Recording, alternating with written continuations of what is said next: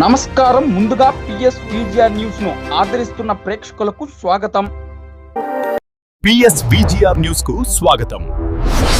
తాజా అప్డేట్ల కోసం మా యూట్యూబ్ ఛానల్ ను సబ్స్క్రైబ్ చేసుకోండి.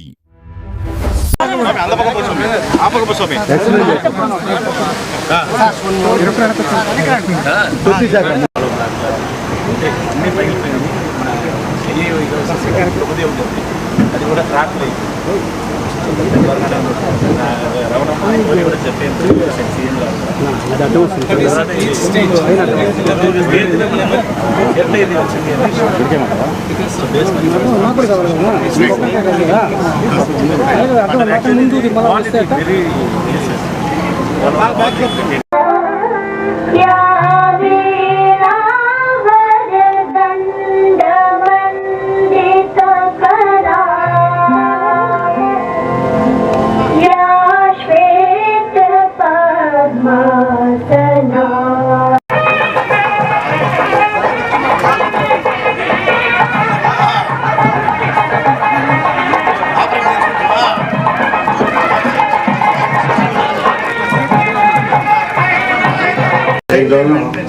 డ్రాయింగ్ పెట్టేస్తాము.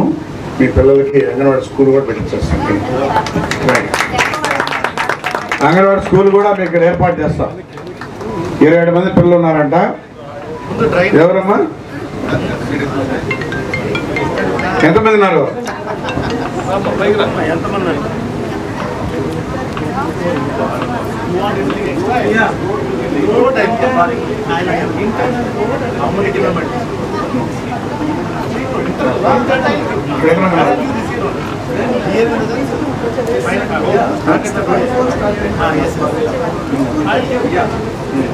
ముఖ్యమంత్రి కాన్సెప్ట్ ఒకటే, మన రాష్ట్రాన్ని పేదరికం లేనటువంటి రాష్ట్రంగా చేయాలన్నదే ఆయన ముఖ్య ఉద్దేశం.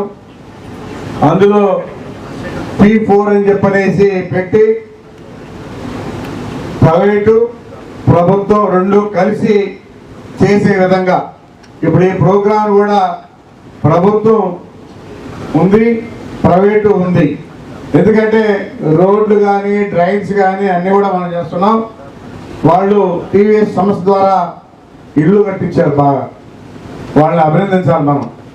ఎందుకంటే ఎక్కడో చెన్నై, ఇక్కడ సంబంధం లేదు, అయినా కూడా ఒక ఆఫీసు వెంకటగిరిలో పెట్టి పేదవాళ్ళు ఎస్టీలు ఎక్కడైతే ఉన్నారో వాళ్ళందరినీ కూడా గుర్తించి మంచి ఇళ్ళు కట్టించాలనే కాన్సెప్ట్తో ఈరోజు మోడల్గా బాగా కట్టారు. ఎందుకంటే ప్రతి ఒక్కటి కూడా వాళ్ళ నామ్స్ ప్రకారం పెట్టి 500 చదరపు అడుగులు స్థలములో బాగా కట్టారు. అందుకని ఇప్పుడు మనం కూడా టిక్కు ఇళ్ళు కూడా చాలా బాగా కట్టాం. అవి కూడా త్వరలోనే ఇవ్వబోతా ఉన్నాం. ఇంకా కూడా ఎవరు కూడా రాబోయే రోజుల్లో ఇళ్ళు లేనటువంటి వాళ్ళు ఉండకూడదు అనేది మన ముఖ్యమంత్రి ముఖ్య ఉద్దేశం. కాబట్టి అందరికి కూడా 29 లోపలనే ఎవరైతే ఇళ్ళు లేవో అందరూ కూడా అప్లై చేయండి, మా నోటీసులో పెట్టండి, మేము ఇస్తాం. ఇట టీవీఎస్ సంస్థ వాళ్ళు కూడా కొంత హెల్ప్ చేస్తారు. అందరం కలిసి అందరికీ ఇళ్ళు ఇచ్చి ప్రతి ఒక్కరిని సొంత ఇళ్ళు ఉండేలాగా వాళ్ళు ఏర్పాటు చేద్దామని చెప్పని కూడా తెలియజేస్తా ఉన్నాం. ఎందుకంటే వాళ్ళు సొంత ఇల్లు కట్టుకోలేక మనకి ఇల్లు లేదని చెప్పని కూడా బాధపడుతూ ఉంటారు. కాబట్టి అలాంటి వాళ్ళకి ఇల్లు ఇస్తే చాలా ఆనందంగా జీవిస్తారు. వాళ్ళకి అదేవిధంగా కొన్ని మరి ఎస్టీలకి గొర్రెలు కూడా ఇస్తూ ఉన్నారు. ఆ గొర్రెలు 10 ఇస్తే వాటి ద్వారా కూడా ఆ కుటుంబం కొంచెం అభివృద్ధి చెందడానికి అవకాశాలు ఉంటాయి. కాబట్టి ముఖ్యమంత్రి ఉద్దేశం ముఖ్యంగా పేదరికం లేని రాష్ట్రంగా చేయాలన్నదే ఆయన ఉద్దేశం. కాబట్టి అన్నీ కూడా ప్రైవేటు వాళ్ళు కూడా భాగస్వాములు కలుపుకొని ఈరోజు మన ప్రభుత్వం పనిచేస్తుంది చెప్పని కూడా తెలియజేస్తా ఉన్నాం. కాబట్టి ఎవరైనా లేనటువంటి వాళ్ళందరూ కూడా అప్లై చేసుకోవాల్సిందిగా కోరుకుంటూ అన్ని రకాలుగా ప్రభుత్వం సహాయ సహకారాలు అందిస్తుంది. ఏ రాష్ట్రంలో లేని విధంగా ఈరోజు మన రాష్ట్రంలో పెన్షన్లు ఇస్తా ఉన్నాం. ఈరోజు ఉదయంతో 7 గంటలకు స్టార్ట్ చేశాం. పక్క రాష్ట్రంలో తమిళనాడులో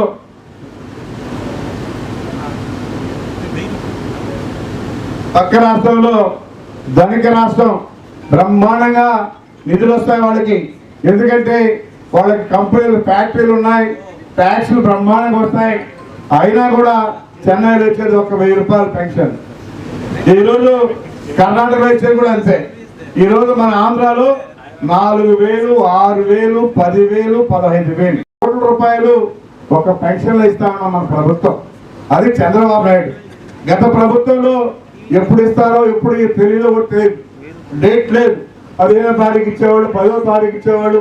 ఈ రోజు ఒక రోజు సెలవు వస్తుందంటే ముందు రోజే మీ ఇళ్ళకు వచ్చి పెన్షన్ ఇస్తా ఉన్నాం.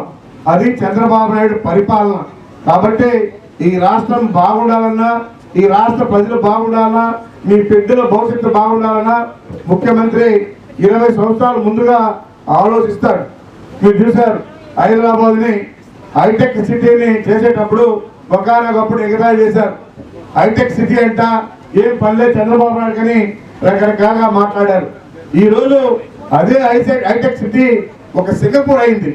కాబట్టి దాన్ని దృష్టిలో పెట్టుకొని రాబోయే రోజుల్లో 2047కి మన విజయవాడ దానికన్నా బ్రహ్మాండంగా చేయాలనే కాన్సెప్ట్ తో ఈరోజు 33,000 ఎకరాలు తీసుకొని అన్ని రకరకాలుగా అభివృద్ధి చేస్తా ఉన్నారు.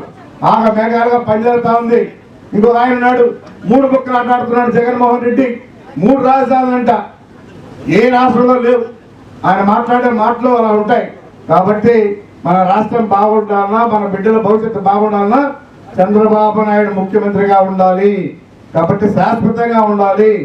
అందరూ కూడా మీరు గుర్తుపెట్టుకుని ఈరోజు ఏ విధంగా పరుగులు తీసుకున్నాడో ఒకసారి గుర్తుపెట్టుకోవాలని చెప్పని కూడా తెలియజేస్తూ మీ అందరికీ పేరు పేరున ధన్యవాదాలు తెలియజేస్తూ మనం సుందరం టీవీఎస్ వారిని అభినందించాలా. ఇంకా వెనకబడ్డటువంటి మండలాలు, గ్రామాలు ఉన్నాయి. ఎక్కడైతే ఎస్టీలు ఉన్నారో అలాంటి వాళ్ళని గుర్తించి మేము కూడా కొంచెం చెప్తాం. వాటి చేస్తే మీకు మీ సంస్థకు కూడా మంచి పేరు వస్తుంది. మీ సంస్థ ఇంకా దినదిన అభివృద్ధి చెందాలని చెప్పని కోరుకుంటూ సెలవు తీసుకుంటాను.